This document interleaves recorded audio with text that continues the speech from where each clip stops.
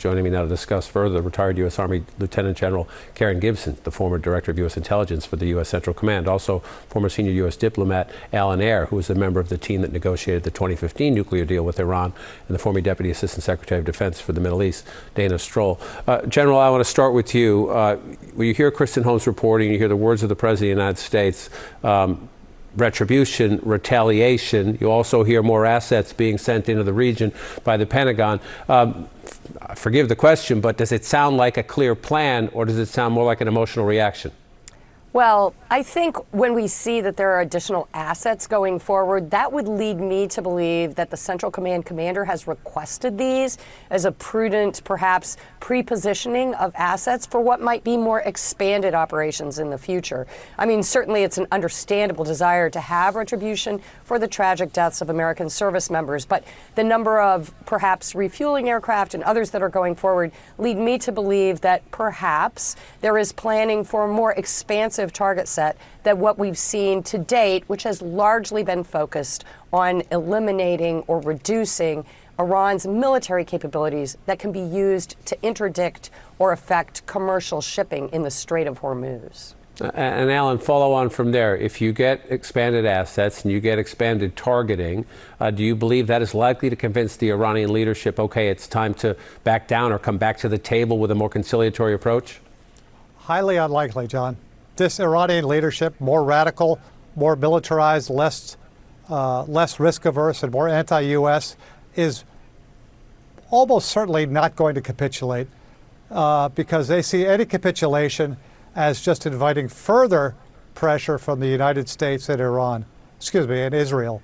So no, I think what would happen is the Iranians are engaged right now in moving up the escalatory ladder. So to the extent that the United States escalates, it will respond proportionally, perhaps targeting GCC energy infrastructure or other available targets. But the Iranian leadership, they've lost 6,000 Iranians. They've lost over 50 of their top military and civilian leaders, and they're firmly convinced the U.S. and Israel are seeking to get rid of the regime. So they're not really looking for ways to play nice with the United States. Well, then, Dana, is there any conclusion to make, at least on this day, that this is going to continue to spiral into something bigger, bigger, and bigger still? Well, first of all, making Iran pay is not a strategic objective, and it's not an achievable military objective. So as what we've seen happen in the past 24 hours is the scope and scale of U.S. strikes inside Iran are expanding. At first, it was just coastal infrastructure, coastal radars, and the specific Iranian military capabilities, as the general said, that were threatening commerce and freedom of navigation in the Strait of Hormuz. But now geographically dispersed across Iran, electrical grids, railways, bridges, other infrastructure that could be used for military purposes by Iran and the IRGC, but also are used by civilians. And as the United States expands that aperture, the Iranians, as Alan said, are going to respond in kind. So they are now targeting desalination plants in the Gulf, civilian hotels, and today beyond the U.S. military base in Jordan, actually Jordanian port infrastructure. You take all that together, and this is all signs of an escalating scope of military targeting on both sides. General Gibson, to help somebody out there who might be confused, you have a unique perspective from your position at CENTCOM. On the one hand, there is no question, in 4+ months, the United States has delivered some punishing military blows against Iranian capabilities. And yet, Iran can still, as it had over the weekend, launch missiles into Jordan and strike those bases and sadly kill U.S. servicemen and women. Help that in the context in terms of what Iran has lost, but what it's still capable of doing.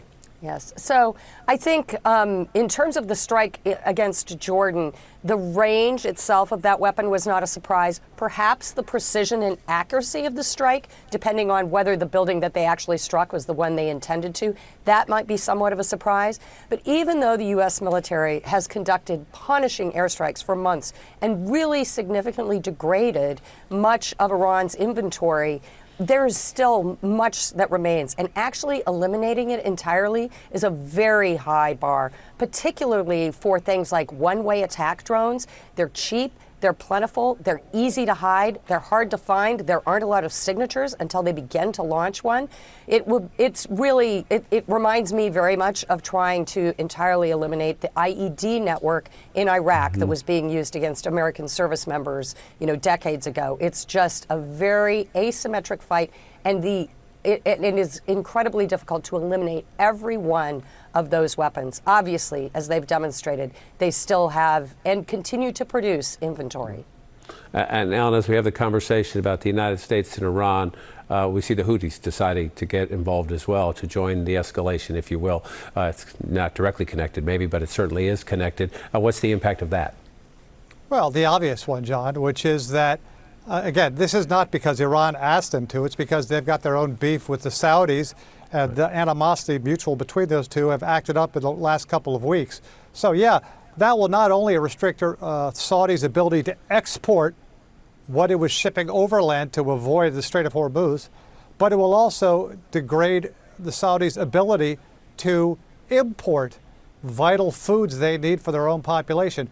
And one other quick point, John, let's not forget, this war right now is all about reopening or trying to reopen a strait that was fully open before we started the war.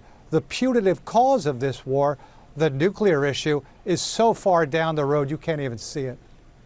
Dana, you heard at the top of the program, the Pentagon now conceding, CNN's reporting that they've been slow to disclose the injuries in the war. That's not how the Pentagon would describe it, but tonight they say 100 or so killed in the last couple of weeks. There hasn't been a Pentagon briefing in, I believe, 2 months.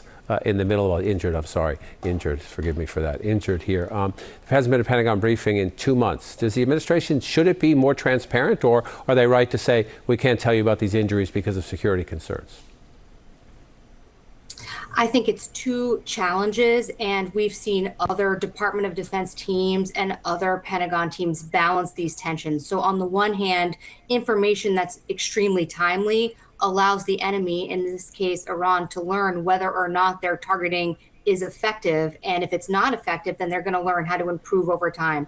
So there's always a need to limit exactly what is available in the public domain immediately. At the same time, transparency is part of our system here of rules, congressional oversight, in a democracy where the public has a right to know what its military service members whose lives are at risk every day are doing, what we're achieving, and what this blood and treasure is for. And the lack of transparency, the lack of public articulation is a core vulnerability. And it's why so many Americans and so many members of Congress are questioning exactly what we can realistically achieve in this war. General Gibson, let me close with you. You heard Kristen Holmes, our White House correspondent, saying, of course, everything is always being considered. But it does seem, with more assets going in and more escalation going in, that the administration, at least at the moment, does not believe, and Alan made this point, that Iran is ready to come back to the table in any conciliatory or any meaningful way. So then, are there new military objectives that might bring that about? Well, when I think about, as a former intelligence professional, what an adversary is going to do, I look at two things. One, what is their will and intent, their desire? And two, what is their ability? And we've already talked about the effect that we've had, not total, in trying to degrade their ability to conduct strikes. But when we look at their will and intent, their desire, their stated desire to institute a new mechanism for navigation through the straits that they'll control, the fact that they continue to hit shipping despite all of these strikes by U.S. Central Command leads me to believe that we're not affecting their will and intent. And I think continuing along the path of having the same kinds of strikes that we've had in the past, it's going to take something that really is far more significant to change their calculus and cause them to back off on this insistence that they will control vessels that go through the straits. It's a tough nut to crack. Sure seems to be. General Gibson, Alan Air, Dana Stroll, grateful for your time. Thank you so much.